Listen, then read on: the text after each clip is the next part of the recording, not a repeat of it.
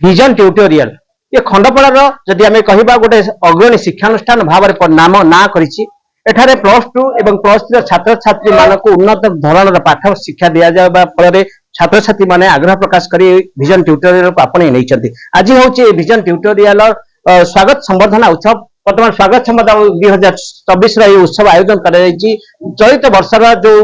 पिला माने +2 रे एडमिशन करिसेंती सेमानंकु आज स्वागत करा जायचे विजन ट्यूटोरियल पाखरे आम पाखरे रहिसेंती जो ए उत्सव रे उपस्थित रहिसेंती हमर मुख्य अतिथि भाव सीधा सका में आलोचना करबा आज्ञा कोन कहिबे देखो विजन ट्यूटोरियल गोटे एभली अनुष्ठान जोटी गुणात्मक शिक्षा प्रदान करा जाउची जाफर आज पिला माने शिक्षा क्षेत्र में अग्रणी भूमिका ग्रहण कर परछंती ए अनुष्ठान छात्री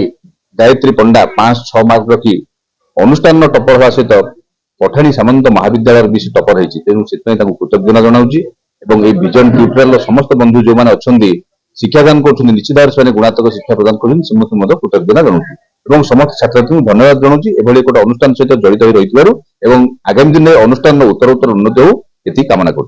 कौन कहे जो स्वागत संवर्धना उत्सव ये उत्सव रे पिला मानक मध्य जो आग्रह उत्कटा ये केवल ये आयोजन ना अन्य कौन दीर्घ 12 वर्ष धरी केवल +2 आर्ट्स नुहे एवं भिन्न भिन्न कॉम्पिटिटिव प्रिपरेशन आम एरिया प्रयास जारी रखीचु गला गत 2023-24 जो +2 परीक्षा जो मैंने उत्तीर्ण होते से भर 120 जन ये पढ़ुते 41 जन फर्स्ट क्लास पाई सेकेंड डिविजन पाई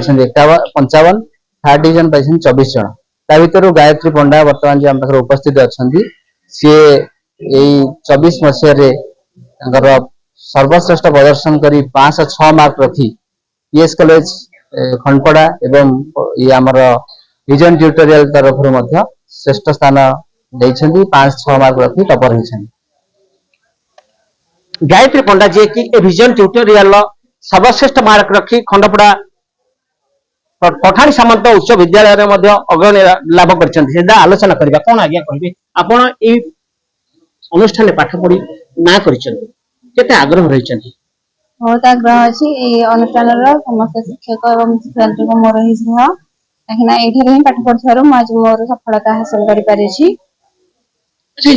स्वागत संबंध उत्सव पिला माने नुआ पिला माने एमानक मन रे गोटे आग्रह आसीबो पाठ पढ़ी ए जो माने आयोजन करा जायछि अनुष्ठान आको केमति आपण देखुचंती अनुष्ठान दीर्घ 12 वर्ष धरी यह चली आसी पाठ पढ़ा सहित विभिन्न कोकरिकुलर एक्टिविटीज अनुष्ठित होता है एवं